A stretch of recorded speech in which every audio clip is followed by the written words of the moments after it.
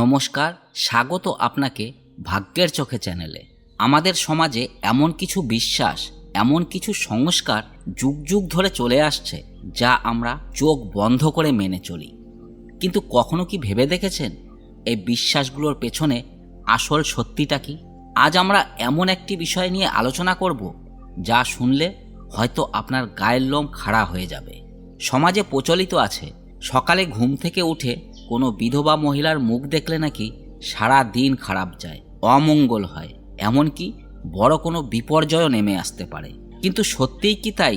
সনাতন ধর্ম এবং আমাদের প্রাচীন শাস্ত্র কি সত্যি এমন কোনো ভয়ঙ্কর কথা বলে, নাকি এর পেছনে লুকিয়ে আছে অন্য কোনো গভীর রহস্য যা আজ পর্যন্ত আপনার কাছে গোপন রাখা হয়েছে? আজ ভাগ্যের চোখের এই বিশেষ ভিডিওতে আমরা শাস্ত্রের পাতা উল্টে সেই চরম এবং ভয়ঙ্কর সত্যটি উন্মোচন করব যা আগে কেউ আপনাকে বলেনি।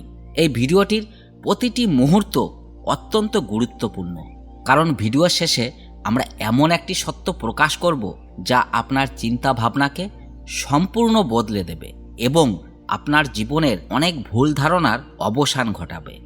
তাই নিজের মঙ্গলের জন্য এবং শাস্ত্রের আসল জ্ঞান অর্জনের জন্য ভিডিওটি একটুও না কেটে একদম শেষ পর্যন্ত মনোযোগ দিয়ে দেখুন। আমাদের সমাজে সকালবেলাটা অত্যন্ত পবিত্র বলে মনে করা হয়। ঘুম থেকে উঠে আমরা কোন জিনিসটা দেখছি, কার মুখ দেখছি, তার ওপর নাকি আমাদের পুরো দিনের ভাগ্য নির্ভর করে। এই ধারণা থেকেই তৈরি হয়েছে নানা রকমের কুসংস্কার এবং লোকবিশ্বাস। তার মধ্যে অন্যতম প্রধান এবং বিতর্কিত বিশ্বাসটি হলো বিধবা মহিলাদের নিয়ে। বহু মানুষ মনে করেন সকালে উঠে বিধবা মহিলার সামনে পড়া বা তার মুখ দেখা চরম অশুভ। কোনো শুভ কাজে যাওয়ার আগে যদি কোনো বিধবা মহিলা সামনে চলে আসেন, তবে অনেকেই যাত্রা ভঙ্গ হয়েছে বলে ধরে নেন এবং সেই কাজ বাতিল করে দেন। কিন্তু এই বিশ্বাসের ভিত্তি কি? কেন একটি অসহায় মানুষকে, যিনি নিজের জীবনের সবচেয়ে বড় আঘাতটি পেয়েছেন, তাকে এভাবে অশুভের প্রতীক বানিয়ে দেওয়া হলো? শাস্ত্র কি সত্যি এতটা নিষ্ঠুর? আসুন বিষয়টি বোঝার জন্য আমরা একটু পেছনের দিকে তাকাই এবং আমাদের প্রাচীন সনাতন শাস্ত্রের মূল কথাগুলো বোঝার চেষ্টা করি। সনাতন ধর্মে কোনো মানুষকে জন্ম, লিঙ্গ বা তার সামাজিক অবস্থানের কারণে অশুভ বা অপবিত্র বলা হয়নি।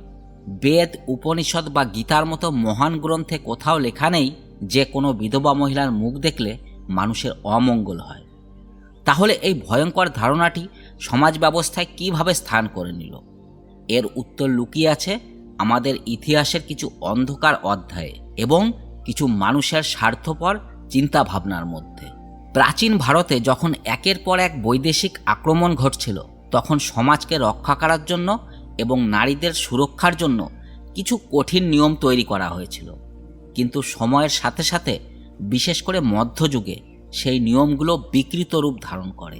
পুরুষতান্ত্রিক সমাজ নিজের সুবিধা এবং সম্পত্তির অধিকার ধরে রাখার জন্য বিধবা মহিলাদের ওপর নানা রকমের কঠোর নিষেধাজ্ঞা চাপিয়ে দিতে শুরু করে। একজন নারী যখন তার স্বামীকে হারাতেন, তখন তাকে সমাজের মূল স্রোত থেকে বিচ্ছিন্ন করে দেওয়ার জন্য, তাকে মানসিক ও সামাজিকভাবে দুর্বল করে রাখার জন্য এই ধরনের কুসংস্কারগুলো ছড়িয়ে দেওয়া হয়েছিল। মানুষকে ভয় দেখানো হয়েছিল যে বিধবারা অলক্ষ্মী বা অমঙ্গলের প্রতীক, যাতে কেউ তাদের অধিকার ফিরিয়ে দিতে না পারে। এটি ছিল সমাজের একাংশের তৈরি করা একটি ভয়ঙ্কর চক্রান্ত, যার সাথে ধর্মের বা শাস্ত্রের কোনো সম্পর্কই ছিল না। এবার আসুন আমরা শাস্ত্রের আধ্যাত্মিক এবং বৈজ্ঞানিক দৃষ্টিভঙ্গি নিয়ে আলোচনা করি। সনাতন ধর্মে বলা হয়েছে প্রতিটি জীবের মধ্যেই ঈশ্বরের অংশ বিদ্যমান। অহং ব্রহ্মাস্মি বা তত্ত্বমসির মতো মহাকাব্য আমাদের শেখায় যে সবার মধ্যেই সেই পরম ব্রহ্মের বাস। তাহলে একজন নারী যিনি তার স্বামীকে হারিয়েছেন, তার ভেতরের ঈশ্বরত্ব কি বিলীন হয়ে যায়? কখনোই নয়। শাস্ত্রমতে একজন বিধবা মহিলা যখন সমস্ত জাগতিক সুখ ত্যাগ করে ঈশ্বর আরাধনায় মগ্ন হন, তখন তিনি সাধারণ মানুষের চেয়েও বেশি পবিত্র এবং পূজনীয় হয়ে ওঠেন। প্রাচীনকালে অনেক ঋষিপন্থী বা সাধ্বী নারী ছিলেন, যারা স্বামী মারা যাওয়ার পর আধ্যাত্মিকতার চরম শিখরে পৌঁছেছিলেন। তাদের দর্শন পাওয়া তো পরম সৌভাগ্যের বিষয়, অমঙ্গলের নয়। তাহলে সকালে উঠে কার মুখ দেখা উচিত বা অনুচিত সেই বিষয়ে শাস্ত্র কি বলে? শাস্ত্র আমাদের বলে সকালে ঘুম থেকে উঠে সবার আগে নিজের 2 হাতের তালু দেখা উচিত। কারণ বলা হয়েছে করাগ্রে বসতে লক্ষ্মী, করমূলে সরস্বতী, করমধ্যে তু গোবিন্দ, প্রভাতে কর দর্শনম। অর্থাৎ আমাদের হাতের অগ্রভাগে দেবী লক্ষ্মী, মূলে দেবী সরস্বতী এবং মধ্যে ভগবান শ্রীকৃষ্ণ বা গোবিন্দ অবস্থান করেন।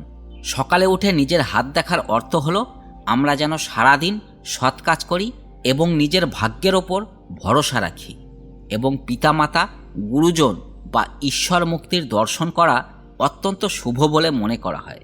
এখানে কোথাও কোনো নির্দিষ্ট মানুষের মুখ দেখাকে নিষিদ্ধ করা হয়নি। আমাদের মনে রাখতে হবে যে মানুষের ভাগ্য বা সারাদিনের ভালো মন্দ নির্ভর করে তার নিজের কর্ম, চিন্তা এবং মানসিকতার উপর। আপনি যদি সকালে উঠে পজিটিভ বা ইতিবাচক চিন্তা নিয়ে দিনটি শুরু করেন তবে আপনার সারাদিন ভালো যাবে। আর আপনি যদি মনে কুসংস্কার, ভয় এবং নেতিবাচক ভাবনা পুষে রাখেন তবে ভালো জিনিসও আপনার কাছে খারাপ বলে মনে হবে।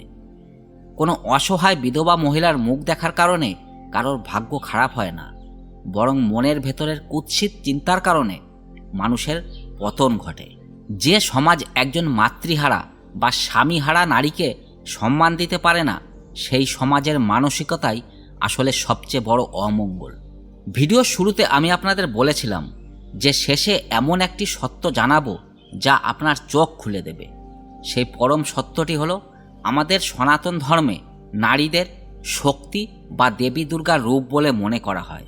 একজন নারী কুমারী হোক, সধবা হোক বা বিধবা হোক, তিনি সর্বদাই আদিশক্তি মহাশক্তির অংশ। যখন কেউ কোনো বিধবা মহিলাকে অপয়া বা অশুভ বলে অপমান করে তখন সে আসলে পরোক্ষভাবে সেই পরম শক্তিকেই অপমান করে।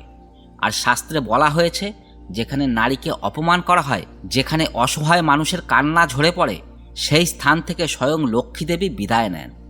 অর্থাৎ সকালে বিধবা মহিলার মুখ দেখলে অমঙ্গল হয় না, বরং তাকে দেখে মুখ ফিরিয়ে নিলে, তাকে মনে মনে অভিশাপ দিলে বা তাকে অবহেলা করলে মানুষের জীবনে চরম পাপ এবং অমঙ্গল নেমে আসে। এটাই হলো শাস্ত্রের আসল এবং ভয়ঙ্কর সত্য, যা সমাজ এতদিন উল্টোভাবে প্রচার করে এসেছে। তাই ভাগ্যের চোখের মাধ্যমে আজ আমরা এই প্রতিজ্ঞা করি যে মনের সমস্ত কুসংস্কার দূর করে আমরা প্রতিটি মানুষকে, বিশেষ করে সমাজের অসহায় ও অবহেলিত নারীদের যোগ্য সম্মান দেব। তাদের আশীর্বাদ আমাদের জীবনকে সুন্দর করে তুলতে পারে, কোনো ক্ষতি করতে পারে না।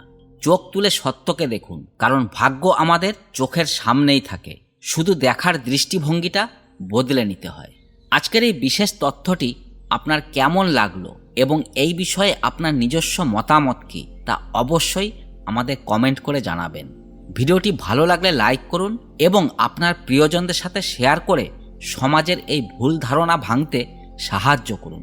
এই রকম আরও খাঁটি শাস্ত্রীয় জ্ঞান এবং রহস্য উদ্ঘাটন করতে আমাদের চ্যানেল ভাগ্যের চোখেকে এখনই সাবস্ক্রাইব করে রাখুন এবং পাশের বেল আইকনটি চেপে দিন, যাতে কোনো গুরুত্বপূর্ণ ভিডিও আপনার মিস না হয়ে যায়। দেখা হবে আগামী পর্বে। ততক্ষণ পর্যন্ত সবাই ভালো থাকুন, সুস্থ থাকুন এবং পজিটিভ থাকুন। ধন্যবাদ।